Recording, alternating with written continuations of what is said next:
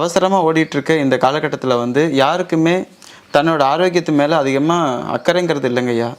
அப்படியே இருந்தாலும் சரி என்ன மாதிரியான பயிற்சி பண்ணலாங்கிறதுல மக்களுக்கு நிறைய குழப்பங்கள் இருக்குது. நம்ம இந்த கிரியா வழியாக ஏதாவது ஒரு எளிமையான பயிற்சி இருக்குங்களா மக்களுக்கு? நிச்சயமாக இருக்குது. நான் ஒன்று சொல்கிறேன். கிரியா யோகத்தில் பெரிய பயிற்சியெலாம் வந்து நம்ம கற்றுக்கிறதுக்கு நீங்கள் வர வேணுங்கிறதில்லை. நீங்கள் இதை பற்றியெல்லாம் இருக்கிறது ஒரு உண்மை இருக்குது அப்படின்னு தெரிஞ்சுக்க வேணும்னா நான் ஒரு சிம்பிளான ஒரு பயிற்சி கொடுக்குறேன். இந்த பயிற்சி நீங்கள் செஞ்சு பாருங்கள். அதில் கிடைக்கிற அனுபவத்தை பார்த்துட்டு நீங்கள் கிரியா வந்து கற்றுக்குங்க. சரியா?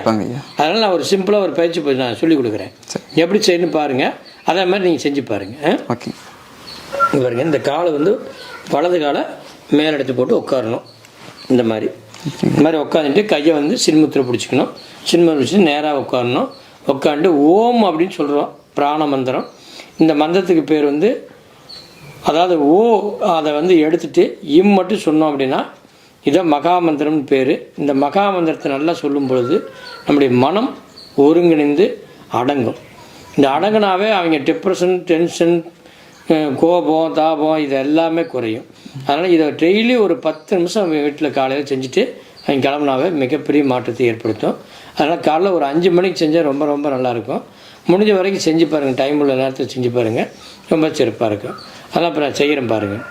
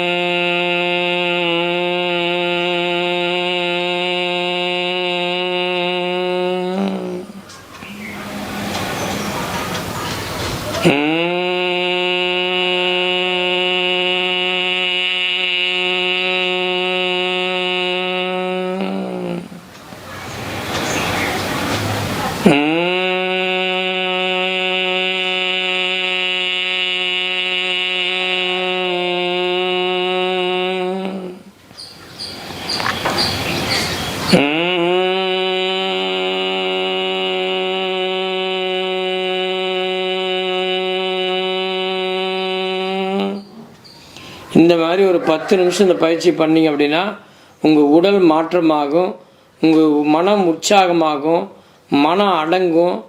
அதே மாதிரி கோபங்கள்லாம் குறையும்.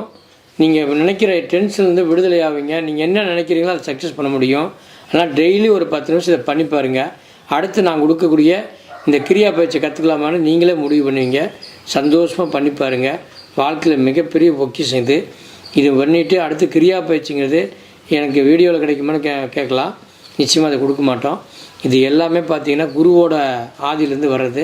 குரு மூலியமாக தான் கற்றுக்க முடியுமோ இல்லையோ இந்த பயிற்சி முடிஞ்ச வரைக்கும் வீடியோவிலையோ இல்லை நேரடியாகவோ வந்து நேரடியாக வந்து கலந்துக்காமல் இதை கற்றுக்க முடியாது. அதனால் நீங்கள் ஒவ்வொருவரும் இந்த பயிற்சி கற்று பார்த்துட்டு அனுபவத்தில் எனக்கு கால் பண்ணுங்க, பேசிக்கலாம். நம்ம உடம்பு வந்து முதல்ல வந்து எல்லாமே சுறுசுறுப்பு தன்மை இருந்தால் மட்டும்தான் உடல் ரத்தோட்ட சீராக இருக்கும். இந்த ரத்தோட்ட சீராக இருந்ததுனா தான் உடல் வந்து நோய் இல்லாமல் ஆரோக்கியமாகவும் ஆனந்தமாகவும் இருக்கும். அப்போ நம்ம ஆரோக்கியமாக வச்சுக்கணும்னா முதல்ல காலைல எழுந்திரிச்சு என்ன பண்ணலாம் அப்படின்னா 2 கையை தேய்ச்சி நம்ம கண்ணை தொடச்சிக்குவோம். ஆனால் கண்ணை தொடச்சிட்டு அடுத்து வந்து உடல் இருக்கக்கூடிய 72,000 நாடி நரம்புகளும் வேலை செய்யறதுக்கு இந்த பறவைக்கிரியான ஒரு பயிற்சி இருக்குது. இந்த பயிற்சி நீங்கள் பண்ணி பாருங்கள், உங்களுக்கு நல்லா புரியும். இந்த பறவைக்கிரியா ஏன் செய்கிறோம் அப்படின்னு கேட்டிங்கன்னா, பறவைக்கிரியாங்கும் போது 72,000 நாடி நரம்புகளும் ரத்த ஓட்டத்தை சீராகப்படுத்தும். அதே மாதிரி மூளையில் நல்ல ஒரு புத்துணர்ச்சி ஏற்படுத்தும். அதே போல் உடலில் கூடிய உபாதைகள் அனைத்தும் வெளியே போயிடும். ஆக மொத்தம் பார்த்திங்கன்னா இந்த உடம்பு ஆரோக்கியமாகவும் சுறுசுறுப்பாகவும் இருக்கும். அப்போ ஒரு நாளைக்கு வாக்கிங் 4 கிலோமீட்டர் 5 கிலோமீட்டர் நடக்கணும். இப்போ 5 கிலோமீட்டர் நடக்கணும்னா நம்ம வந்து டவுனில் இருக்கிறோம், நம்ம போக முடியாது அப்படிங்கிற மாதிரி ஒரு சுச்சுவேஷன் சூழ்நிலை இருந்ததுன்னா நம்ம எப்படி இதை பயன்படுத்திக்கிறது? 5 கிலோமீட்டர் நடந்த மாதிரி இருக்கணும் அப்படின்னா சிம்பிளாக ஒரு பயிற்சி இதுதான் பறவைக்கிரியா. இதை எடுத்தாவே உங்களுக்கு மிகப்பெரிய மாற்றத்தை உங்களுக்கு கொடுக்கும். அதனால் நான் இப்போ செஞ்சு காட்டுறேன், இது எப்படி செய்யணும்னு பாருங்கள். அது மாதிரி நீங்கள் செஞ்சு பாருங்கள், உங்களுக்கு உடல் மிக சுறுசுறுப்பாகவும் ஆரோக்கியமாகவும் இருக்கும். இப்போ நான் செஞ்சு காட்டுறேன் பாருங்கள். இந்த மாதிரி ரொம்ப சிம்பிளாக செய்கிறதா, யாரும் விழுந்துடாதீங்க. காலை கொஞ்சம் அவுட்டி வச்சுக்கோங்க. இந்த மாதிரி அவுட்டி வச்சுட்டு நல்லா நேராக நிற்குங்க. நேராக கையை வந்து நல்லா நேராக வச்சுக்கோங்க. இந்த மாதிரி கையை புறங்கை வச்சுக்கோங்க. இந்த மாதிரி சும்மா பொறுமையாக செய்யுங்க. இந்த மாதிரி பொறுமையாக செஞ்சாவே போதும், ரொம்ப கஷ்டப்பட வேண்டிய அவசியம் இல்லை. பாருங்கள், இந்த மாதிரி தான். இதை செய்யும்போது எண்ணிக்கிங்க, நீங்கள் எத்தனை முறை செய்கிறீன்னு எண்ணிக்கிங்க. ஒரு நாளைக்கு 21 முறை செய்யணும். காலையில் மட்டும் 21 முறை செய்யணும். இது பறவை எப்படி போய் இப்படி உட்காருதோ அதுபோல் நீங்கள் நினச்சிட்டு அந்த ரெக்கையை இப்படி மடக்கிற மாதிரி உட்காந்து செய்யுங்க. இவ்வளோதான். இந்த மாதிரி செஞ்சீங்க அப்படின்னா இதுக்கு பேர் பறவைக்கிரியா. இப்போ ஒன்றும் இல்லை, நான் ஒரு 7 வாட்டி தான் செஞ்சேன். இதுக்கு எனக்கு மூச்சு வாங்குது. அதனால் 21 வாட்டி செய்யும்போது எப்படி இருக்குன்னு பாருங்கள். முதல்ல கொஞ்சம் கொஞ்சமாக செய்யுங்க. தொடர்ந்து செய்ய செய்ய உங்களுக்கு பழகிடும். அடுத்தது இந்த 2வது பயிற்சி செய்ய வேண்டியது வர்மகுத்துன்னு சொல்லுவாங்க. வர்மகுத்துனா அதாவது இந்த பெருவிரலுக்கும் ஆள்காட்டி விரலுக்கும் சென்டரில் இருக்கக்கூடிய ஒரு வர்ம புள்ளி. இந்த வர்ம புள்ளியில் நம்ம இப்படி குத்தும்போது என்ன ஆகுன்னு கேட்டிங்கன்னா நம்மளுடைய சிறுமூளை பகுதியில் இருக்கிற இரத்த ஓட்டம் சீராக இயங்கும். அப்போ சீராக இயங்கும்போது நமக்கு நல்ல ஒரு சுறுசுறுப்பாக ஒரு நம்மளுடைய மன ரீதியான பிரச்சனைகள் எதுவும் இல்லாமல் கம்ப்ளீட்டாக ரிலாக்ஸாக மைண்டு வேலை செய்யும். அதனால் இதை ஏன் செய்யணும் அப்படின்னா, இப்போ பார்த்திங்கன்னா ஜன்னி வரும். சன்னி வந்தோடனே ஏதாவது சாவி கையில் கொடுப்பா அப்படிம்பாங்க. அந்த சாவி ஏன் கொடுக்குறாங்கன்னா, இந்த இடத்துல வச்சு அமுத்தும் போது அந்த சாவியில் அவங்களுடைய அந்த சிறுமூளை பகுதியில் இருக்கக்கூடிய அந்த ரத்த அடைப்பு உடனே நின்றுடும். அப்போ உடனே அவங்களுக்கு ஜன்னி நின்றுடும். அதனால தான் அந்த காலத்தில் சாவி கொடுத்தாங்க, இரும்பு சாவி கொடுன்னு சொல்லுவாங்க. அதுபோல் நாம் இந்த மாதிரி செய்யும் பொழுது அந்த மாதிரி விதமான விஷயங்கள் நமக்கு நடக்கவே நடக்காது. வாழ்க்கை பூரா எப்பயுமே அந்த மாதிரி வராது. அதனால் வராமல் இருக்கணும்னா நம்ம டெய்லி இந்த மாதிரி செய்யணும். அதனால் ரொம்ப சிம்பிள் தான். மூச்சை நல்லா தம் கட்டிக்கணும். தம் கட்டிட்டு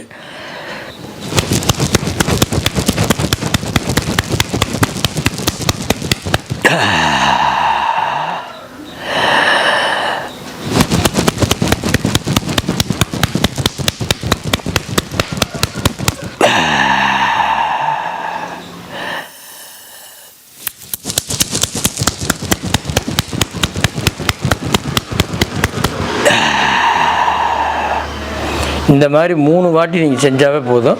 உங்கள் சிறுமூளையில் நல்ல சுறுசுறுப்பு தன்மை ஏற்பட்டு ரத்த ஓட்டம் சீராக அமையும். அப்போ உங்கள் உடல் மிகப்பெரிய சுறுசுறுப்பு ஏற்படுத்தும். நல்ல ஆனந்தமாக இருக்கும், சந்தோஷமாக இருக்கும். அதே மாதிரி 3வது பயிற்சி மூச்சு பயிற்சி. நம்முடைய நுரையீரலில் இருக்கக்கூடிய கெட்ட காற்று நச்சுத்தன்மையானது எல்லாமே வெளியேற்றுவதற்கு நீங்கள் செய்ய வேண்டியது மூச்சு பயிற்சி. மூச்சு பயிற்சினா எப்படின்னா, நம்மளுடைய 2 கையும் மேலே தூக்கிறோம். இப்படி மேலே தூக்கிட்டு அப்படியே 2 மூக்கு வழியாக காற்றை வெளியே அனுப்புகிறோம். நல்லா மேலே கையை தூக்கி வெயிட்டை இழக்கிற மாதிரி நினச்சிட்டு மூச்சு வெளியே தரணும். அதே சமயம் பாருங்கள், நல்லா கவனிங்க.